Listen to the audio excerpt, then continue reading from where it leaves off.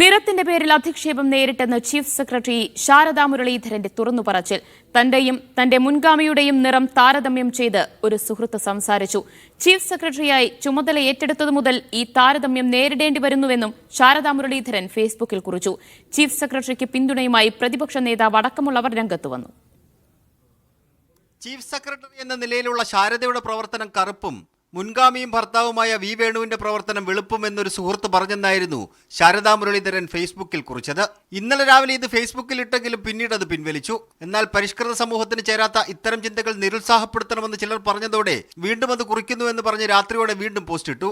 കഴിഞ്ഞ 7 മാസമായി തന്റെ മുൻഗാമിയുമായുള്ള താരതമ്യം കേൾക്കുന്നുണ്ട്. കറുപ്പിനോട് ഇത്രയും നിന്ന എന്തിനാണ്? പ്രപഞ്ചത്തിലെ സർവ്വവ്യാപിയായ പൊരുളാണ് കറുപ്പ്. ഗർഭപാത്രത്തിലേക്ക് എന്നെ തിരിച്ചെടുത്ത് വെളുത്ത നിറമുള്ള സുന്ദരിക്കുട്ടിയായി ഒന്നുകൂടി ജനിപ്പിച്ചുകൂടെ എന്ന് 4 വയസ്സുള്ളപ്പോൾ അമ്മയോട് താൻ ചോദിച്ചിട്ടുണ്ടെന്ന വാചകം ചെറുപ്രായത്തിൽ നിറം കൊണ്ട് നേരിട്ട വേദനയുടെ നേർസാക്ഷ്യം കൂടിയാണ്.